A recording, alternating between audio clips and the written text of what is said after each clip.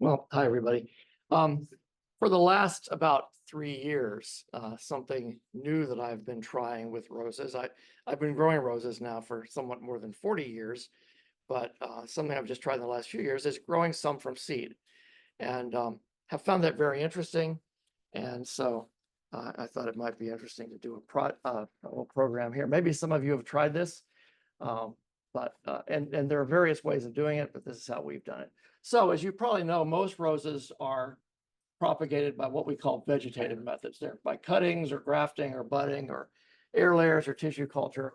And in all those cases, you get an exact copy, a clone of whatever variety was being propagated. So that's a peace rose there. There are probably over 250 million peace roses in the world right now. They're all identical, and because they're actual chunks of the original plant. So if you buy a named rose, that's the way it was propagated. If you grow seeds, though, every seedling is a new different variety. Just as your kids don't look exactly like you or your spouse, nor do they look like each other unless they're identical twins, every rose seedling is a new, unique individual that's never been seen before. You can plant 30 seeds out of the same seed pod and you'll get 30 new roses. And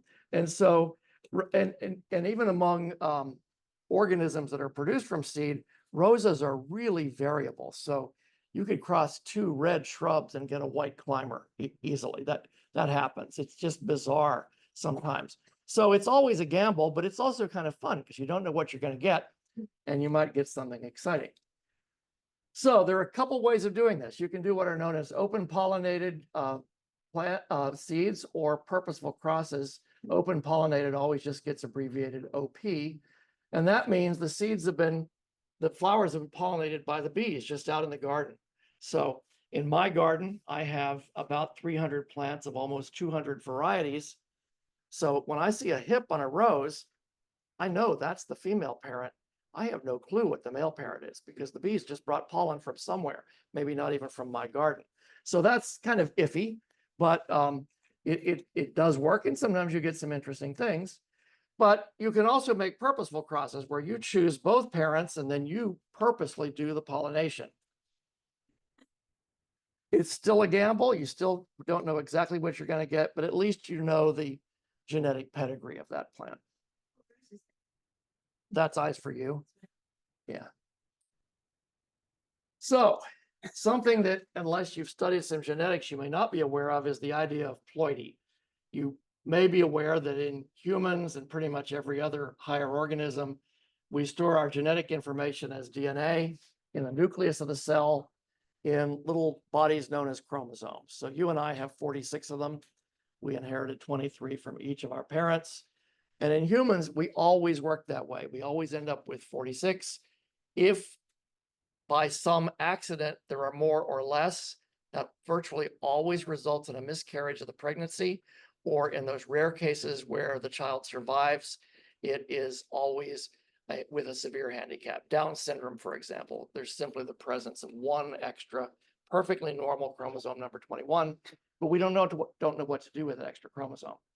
Plants, on the other hand, could not care less. You can add chromosomes, take some away. They don't care. And so a lot of the roses we grow do not have the numbers that the original wild roses had. And that's a good thing in that that enables us to grow what we perceive as being better, prettier roses. So the basic set of chromosomes in a rose is 7. So sperm and egg cells have 7 apiece. And we say those cells are haploid. Once those come together in fertilization, you end up then with a plant that is said to be diploid. Ploid always refers to how many chromosomes there are. So this is half the normal number. And then the normal number, diploid, because there are 2 sets, di meaning 2 sets. So it gets 7 from each parent, and you end up then with a plant that has 14 chromosomes. That's true in wild roses. It's true in the China roses, but a lot of the roses that we grow, a lot of the hybrids have more than that. So some roses have 3 sets, 21, and those are known as triploid, tri meaning 3. Triploids are often sterile, so you may not get seeds on them or they may not produce pollen, but they can be perfectly good roses. And so one of the ones that we grow in the garden, this triploid, is Lady Hillingdon. That's a beautiful tea rose. Doesn't hurt it at all that it's triploid. but you hardly ever see a hip on Lady Hillingdon, and I've never had a seed sprout from it.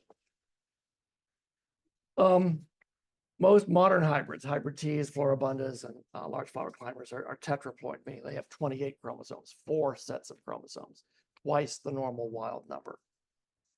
And then there are roses that are said to be aneuploid. Anu means not true ploid. That's where they have an extra one or one missing. It's a strange number. That's not a nice, neat multiple of 7. And again, that doesn't hurt the rose at all. I don't have an example of a variety that is an aneuploid, but they do exist. They're perfectly good roses. There are some members of the species Rosa canina and that group that are pentaploids. They have 5 sets. And then the alba roses, as well as the Arctic rose in Alaska, Rosa sicularis, are hexaploids. They have 6 sets of chromosomes, and still perfectly healthy, happy roses. But when it comes time to cross these roses, if you're choosing parents, well, I've got some pictures here first. So these are just some examples. Blush noisette is a diploid, Lady Hillingdon triploid, Mr. Lincoln tetraploid, Rosa canina is pentaploid, 5, and then the Alba Blanche de Belgique, as well as Rosa sicularis, are hexaploid with 6 sets. So generally, the higher the chromosome number is in a plant, it'll have bigger leaves, it'll have bigger flowers, thicker petals on those flowers. So those are the 2 reasons we almost always grow hybrid teas as tetraploids. And one of the things that makes it a nice big hefty flower is it has those extra chromosomes in it. You get thicker stems, that's one reason that hybrid teas stand straight up and teas droop. You've got more chromosomes there that it forces a thicker stem on the plant. Very often you have shorter internodes. That's the space between leaves, which means you have more leaves per foot of height.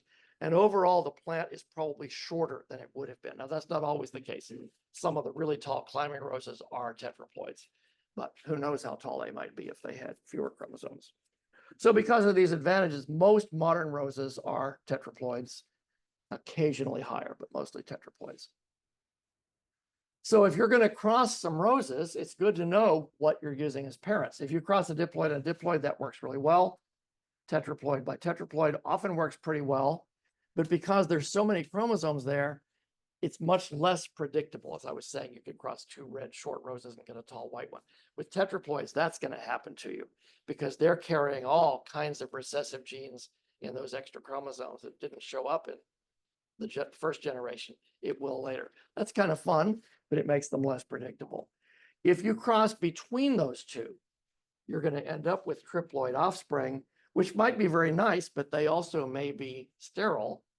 And you're going to get more strong characteristics from the tetraploid parent, because it has more chromosomes, than from the diploid parent. So if you're crossing a hybrid tea with a china, expect the offspring to look more like the hybrid tea, simply because it got more of its genetics from that parent. Triploid crossed by anything may yield you few or no seeds, but I've been told by several people who are semi-professional and professional breeders that when you do get a seedling from a triploid, it's often a really nice rose. And so people grow them. I mean, you might look in 10 hips and find a total of 2 seeds, but they say, save those seeds, grow them, because you might get something good. So how do you know what you're using as parents? Well, most of us don't just carry a microscope around counting chromosomes. And even if you did, it's a nasty process that nobody likes doing. So if you go on the website, helpmefind.com, many of us use that to look up rose varieties and see descriptions. Where the chromosome number is known for a variety, that will always be written down there near where the parents are, near the bottom of that first page. You won't see it on a lot of roses because nobody's ever gotten around to counting them. And in that case, you're just guessing. But and you can guess. If it's a china, it's probably a diploid. If it's a hybrid tea, it's probably a tetraploid, and so forth. But sometimes you can see what it actually is. By class, as I say, chinas are usually diploid, hybrid teas and modern shrubs are often tetraploid. Tea roses are the ones that you really don't know unless somebody has counted them, because they come in all different levels. So let's talk a little bit about rose flower structure. I've taken the front side off of a flower here. I don't remember what that variety is, sorry, but at the very center are the female parts, and that's where we're going to put the pollen. Those are known as pistils. Notice that that word is P-I-S-T-I-L. It's not linguistically related in any way with the name of a handgun, even though we say them exactly the same way. So that's where the pollen is going to go. Outside that, then we have a ring of stamens. Those are the male parts. That's where we're going to get the pollen. And on a 5 petal rose, there might be 50 or more stamens. The more doubled a flower is, the fewer stamens you get, because the way a flower makes extra petals is it converts stamens to petals. And so if you have an extremely double rose, 100, 150 petals, it may have no male parts at all, and you have to use it as a female parent if you're going to use it as a parent at all. And then 4 or 5 petals up to over 100 petals, and then sepals. You're probably well aware of those, the green flaps at the base. And then the receptacle, that bulbous thing that's going to become the rose hip, the fruit. And inside that are the ovaries. That's the bottom of. So we're going to put pollen here, and it's going to grow down through here and fertilize. You'll get 1 seed in each of these. So that's where we're going to get the seeds from our rose.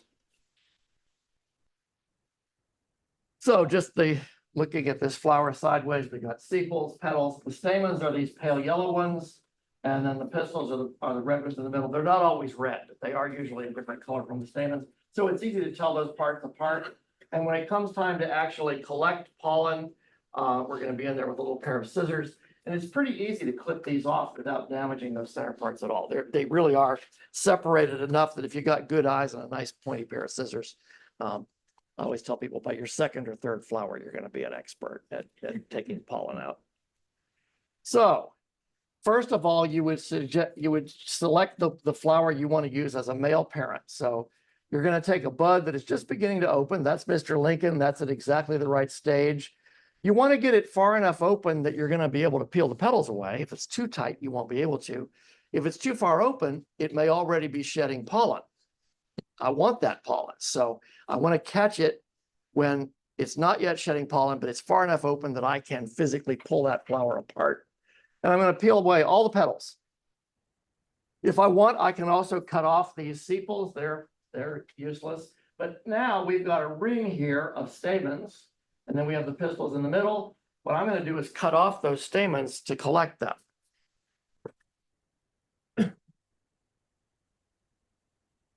And I'm going to collect those in a container. I have some here today that I collected 2 days ago.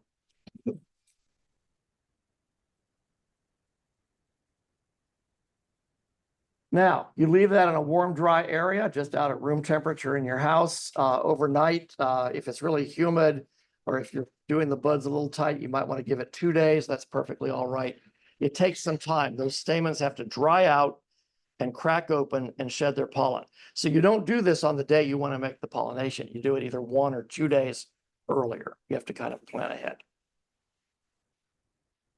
So for the pollen that we're using, I collected this on Friday afternoon, and it's been drying in my house since then until this morning. So prepare your male parent 1 or 2 days before you want to do the pollination. Then prepare the female parent. You're going to do it the same way. You're going to take a bud that's beginning to open. Of course, you're not going to harvest this one because it has to sit on the plant till it's got mature seeds. You're going to peel away all the petals again. You can take the sepals off just like we did on the other one.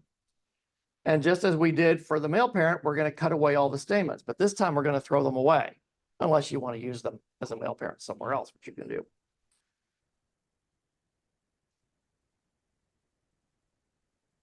And you want to trim it until you've got nothing left but that little central cluster of pistils. Now you take your tray of pollen, and using some objects, some people use a paintbrush, some people use a Q-tip. I just use my index finger. If it's clean and dry, that's a perfectly good pollination device. And so if you look closely, you can see the end of my finger there's yellow with pollen powder. And then you just really lightly daub that onto the tops of those stigmas. If you push very hard, they're going to break. They are super soft. And if you press down on it, that kinks them and then they die. So you want to just barely, barely, barely touch them. And you can see they're kind of sticky. You can see pollen sticking to them. You'll be able to tell which ones have been pollinated because they'll have a little bit of that yellow powder on them. And on this flower, this has, maybe 30 or so of those pistils. Every one of those has the potential to make one seed. So it's to your advantage to hit as many of those as you can. If you only hit one or two, you're only going to get one or two seeds. So you want to really distribute it all over the surfaces there of those pistils. And then I put a label on it with the name of what I used as the male parent, as well as the date I did the pollination. Again, I don't need the name of the female parent there because this is still attached to it. So I know what bush this thing is on. I've switched from Mr. Lincoln to Chrysler Imperial just because I was taking pictures of what I was actually doing that day. But so in this case, Chrysler Imperial was the source of the pollen. Now, we're going to let that sit and grow for about 100 days or until it ripens and changes color. Some people recommend taking a little paper bag or a mesh or something and covering that flower for the first few days so that you don't accidentally get pollen coming in from somewhere else. If you want to absolutely guarantee that only the pollen you used is working, you could do that. I don't consider it worth doing. That flower, now that I've taken everything off of it, is no longer attractive to a bee. So it'd be a real accident if a bee just happened to land there. It's not going to do that on purpose because the bee no longer recognizes that as a flower. It doesn't smell good anymore because the petals are gone. It doesn't have any color. So I don't cover them at that point. But certain breeders, you'll see in a breeding greenhouse where they really want to know exactly which parents, that they'll usually have a little mesh bag that they'll put over each flower just for a few days. So after 100 days or so, the hips will start to ripen. They can be yellow or orange or red, and they don't have to turn the whole way ripe.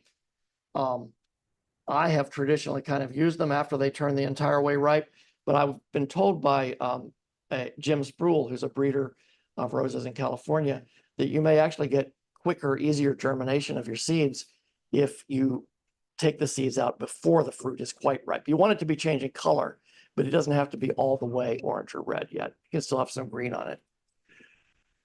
Cut it open and scrape the seeds out. And they look like tiny white or creamy colored apple seeds. Depending on what the cross is, you may have anywhere from 1 to 30 or more. Just be aware that a lot of roses have the seeds embedded in a cluster of little wiry hairs that some people itch when they get those on them. It doesn't bother me, and it doesn't bother most people on their hands. If you eat the fruit, though, it'll make your tongue and the roof of your mouth itch. So don't just crunch down a rose hip unless you've taken that out on varieties that do that. Now, most roses, ancestral species, come from cold winter climates. We only have one rose that makes it this far south, the swamp rose, and it barely makes it into Polk County. It does not make it into Hardy County. And it's much happier farther north. I've seen it growing near Pittsburgh, completely happy. So most roses are much more northern.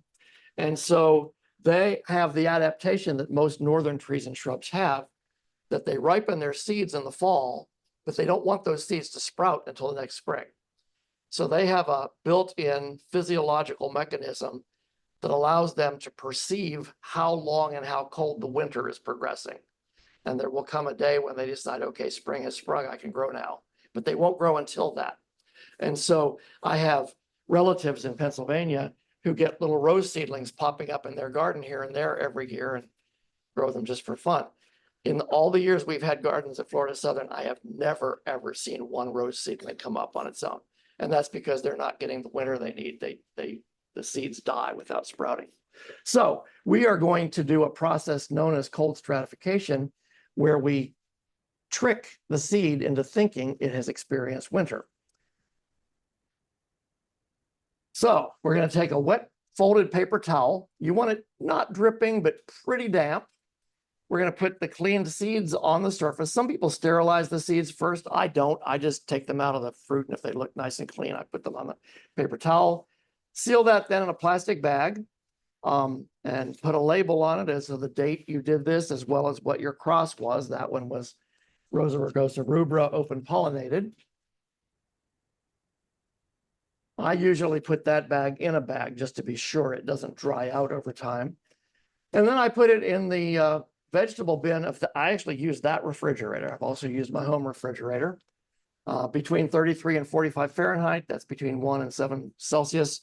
That's an ideal temperature for stratification. They will count winter hours faster in that temperature range than they would higher or lower.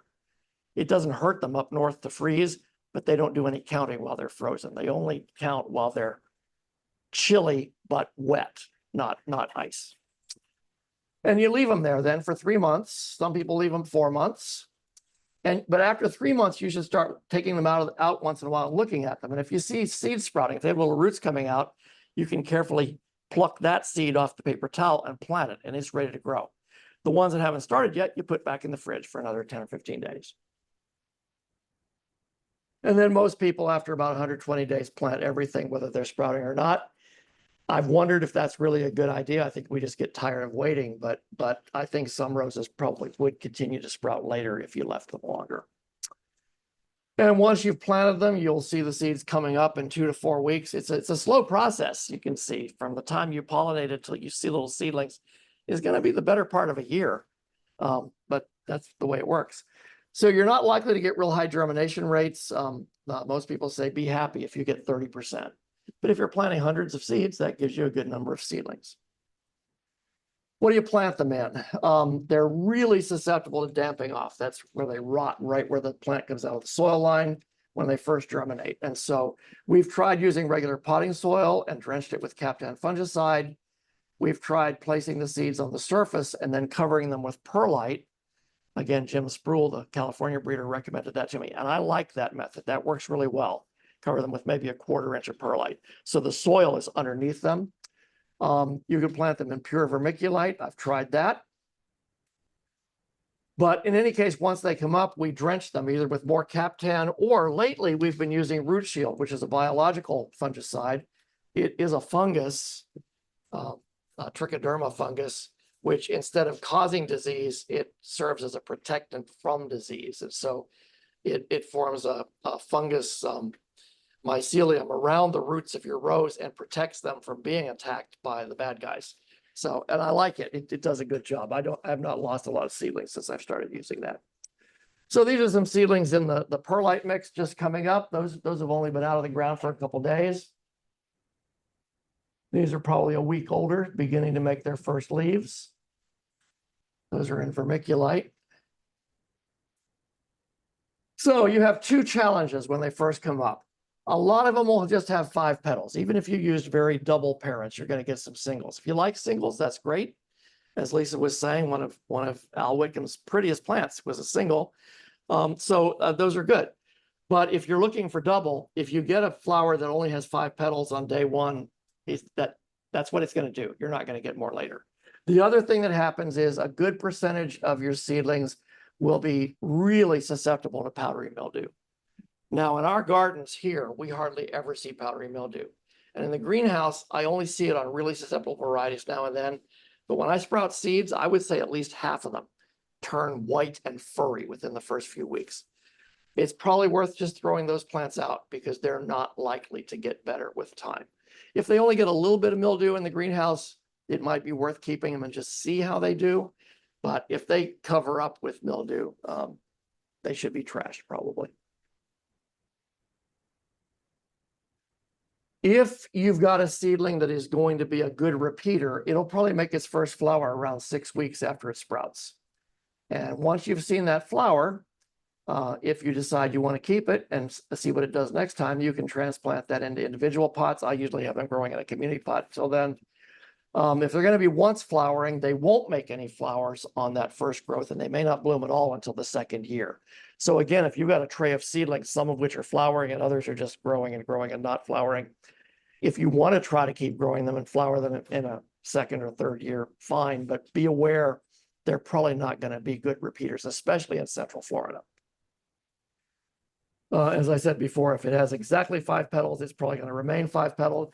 If it has a few extra petals, there's a chance it may become more double with maturity. So you may want to save it, hoping that it does make more petals.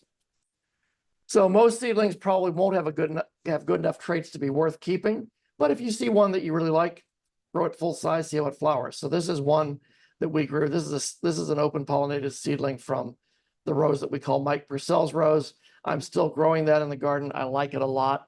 Might eventually register it.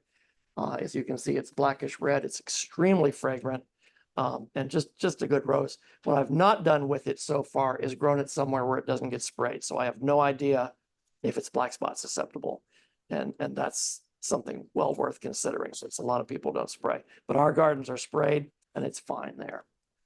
So some seedlings that we've done, just as some examples. George Manners, named for my dad. As I say, a lot of seedlings will be singles. Sometimes you like those, though. George Manners is a dark red with black tips. It is an open pollinated seedling of the variety Home Run, which is an offspring of Knockouts. So George Manners is a granddaughter of Knockout. So it carries some of that disease resistance. Some of you know my dad was kind of the ultimate fan of Florida Southern baseball, and at our stadium up on the north side of town, we used to have a hedge of of Home Run, the perfect rose to plant outside a ballpark.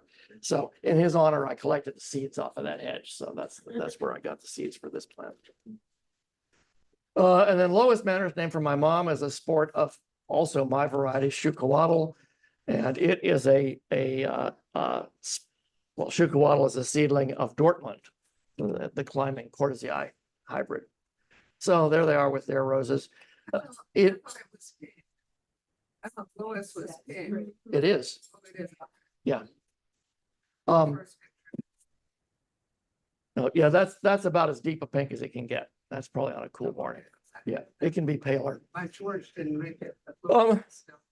Neither one of those is a perfect rose, and I wish I had better ones named for my folks. I'm glad I did those when I did, because they passed away then. So I didn't get the chance to do a better one for them. But if you grow Lois Manners, you probably realize it looks really nice when it opens in the morning, but by lunchtime it's already shriveling and looking nasty.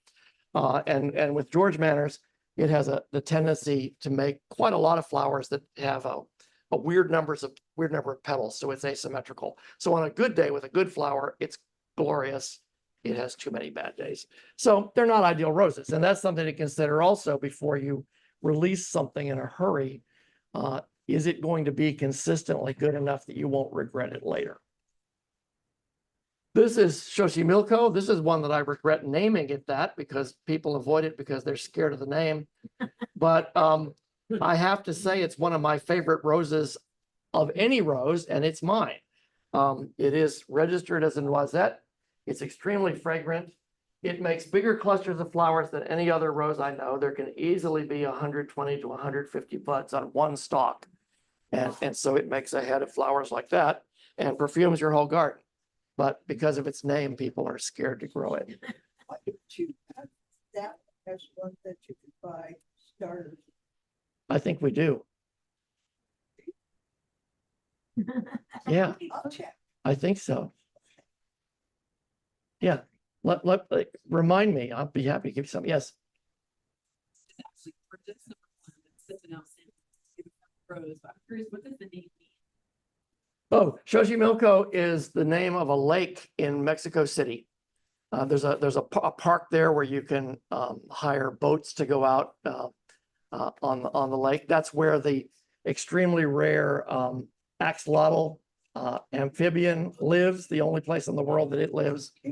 So All of these roses have, a lot of roses have other names. yes. So could we introduce it by another name? Well, I was thinking that is its registered name. We could do an ARS exhibition name and name it something nicer. That's possible. That's a possibility. Yes. Some of you know this story, but the reason I've been naming things with these strange X names is, and the Heritage Rose Foundation, which I'm a founding member and trustee of, they don't do an annual meeting anymore. They used to do one every year. Now they're every couple of years. But at those meetings, it's kind of tradition in the evening to get together and you play this game called Rose Alphabet, where I name a rose that starts with A, and then Lindy does a B, and then Gil does a C. And you go around and end up with Z and then you start over. And when you can no longer think of a rose that starts with your letter, you're out. Well, it used to be back in the day, there were only 4 named X roses because you use modern roses as your official rule keeper. There were only 4. So after 4 rounds, no matter how good you were with rose names, if you landed on X, you were out of the game. So I was saving the game by making X roses, and which was kind of fun. But now I kind of regret it because nobody wants to grow the thing because they can't say it. So anyway, but yeah, we'll think about giving it an exhibition name. So this is Xucoatl. Xucoatl was a Mexican god, and or I think goddess actually, but that is a seedling of Dortmund, and that's what sported then to become Lois Manners. Marjorie Canaan Rawlings is also an open pollinated seedling of Dortmund, one of the prettiest reds I've ever grown. If you've grown, again, thinking, what's wrong with these things? There's always something wrong with almost any rose. This one is very dwarf, which is nice if you want a really short plant, but it's really hard to make any more of them because they don't make any cuttings. They grow an inch, they cover themselves with flowers. They grow an inch, cover themselves. You can never, especially if you want to graft them, they never make good budwood. It's just ridiculous. So, but if you want a really, really dwarf rose that makes a big red flower, it'll do it. Yeah, or we grow it in front of, we have a wall of climbers in the Jane Jenkins garden. We grow it in front of that. So things that are not registered but are kind of interesting. That's that Mike Purcell seedling I showed earlier. This is one that I am thinking about releasing. Those flowers aren't real good, but it covers up with those. They're almost like an all pink version of Mutabilis.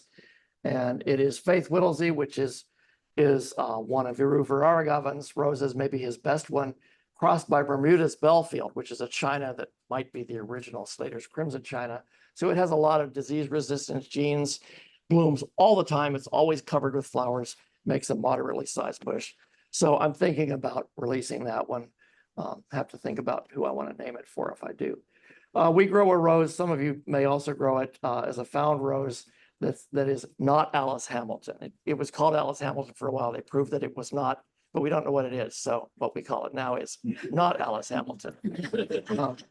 And this is an open pollinated seedling of that rose. This is that Xucoatl you just saw crossed by Oklahoma. And you can see we've got there a single, even though Oklahoma will make 50 or 60 petals. But we got the deep red of Oklahoma. Not a lot of fragrance, unfortunately. And then Xucoatl again, this time crossed by Mike Purcell's rose, which is a very dark red, very fragrant hybrid tea. This is Carefree Beauty by Oklahoma. There's another thing that you'll tend to get. If you're just growing them for your own garden and you want to be proud of them as your own little children, that's great. That's a nice rose. On the other hand, if you're going to introduce that in the market, the last thing this world needs is another double pink hybrid tea. There are too many of them already, and that's not better than the ones that are out there. So why bother? That's always the situation there. This is an open pollinated seedling of Old Blush. Carefree Beauty by Mike Purcell's rose. Interestingly, Carefree Beauty, of course, was named for the fact that it's very black spot resistant. Most of its children will get black spot, regardless of the other parent. You lose a generation of resistance there. I don't know if it comes back in the 3rd generation or not. Okay, so that's all the pictures. Now, what I have here, you're welcome to participate or not as you like. I thought we could hybridize some roses. So I have here, by the way, these are seedlings. You can look at those. I brought flowers. Grab a flower and pass them on as you like. I have scissors, not enough for everybody, but maybe enough for every table. Come up and get a set of scissors and share them with somebody. And you can open those up and see if you can take some pollen out.